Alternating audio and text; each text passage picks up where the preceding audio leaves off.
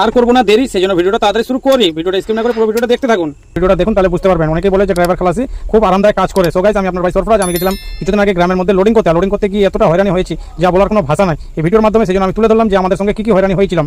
দেখুন, একবার একটা গ্রামে গেছিলাম লোডিং করতে। পার্টি আমাদেরকে বলেছিল যে মেন রাস্তা থেকে লোডিং হবে, কিন্তু সেই জায়গাতে গিয়ে দেখছি যে আমাদেরকে বলছে গ্রামের মধ্যে লোডিং করতে হবে। লোডিং করতে গিয়ে দেখছি ছোটো গাড়ি, ভ্যান, অটো, মোটো, টোটো সব কিছু এই রাস্তা দিয়ে যাতায়াত করছে। কিন্তু অবশেষে একটা বাস আসলো। বাস এসে তো দেখছি পার হবে না, এদিকে নরম রাস্তা, ট্র্যাক্টর যাচ্ছে। কিন্তু কি করবো ভাই, সাইড তো দিতে হবে। শেষে অবশেষে আমি গাড়িটা চাপিয়ে অন্য সাইডে লাগালাম। শেষের বেলা ট্র্যাক্টর পার হলো। আর এরকমই হয়রানি আমাদেরকে প্রায় হতে হয়। হয়রানির মুখে শিকার হই আমরা, যেহেতু অসাধু কিছু পার্টি ব্যবসায়ীদের জন্য। এই কারণে আমাদেরকে গ্রামগঞ্জে লোডিং যেতে হয়। আর লোডিং করতে গেলে এতটাই সবাইকে জানাবো, সবাইকে বলছি যে গ্রামগঞ্জে কেউ আপাতত বর্ষাকালে লোডিং করতে যাবেন না। লোডিং করতে গেলে এরকমই অসুবিধা হবে। গ্রামগঞ্জে সরু রাস্তা, পার্টি জন্য আমাদেরকে গ্রামে ঢুকতে হয়, লোকের কথা শুনতে হয়। সেই জন্য আমাদেরকে এগুলো কাজ করতে হয়। কিন্তু এগুলো কাজ থেকে বিরত থাকবেন। গ্রামগঞ্জে কেউ 35 টন 40 টন বড় গাড়ি নিয়ে গ্রামে ঢুকবেন না। কিছু কিছু অসাধু ট্রান্সপোর্ট পার্টি আছে যেগুলো মানে নিজের স্বার্থের জন্য, নিজের ব্যবসার জন্য গাড়িগুলোকে গ্রামের মধ্যে প্রবেশ করে এবং গ্রামের মধ্যে লোডিং করতে নিয়ে যায়। এগুলো থেকে বিরত থাকবেন। আর করবো না দেরি, সেই জন্য ভিডিওটা তাড়াতাড়ি শেষ করি। ভিডিওটা ভালো লাগলে অবশ্যই লাইক শেয়ার কমেন্ট করবেন।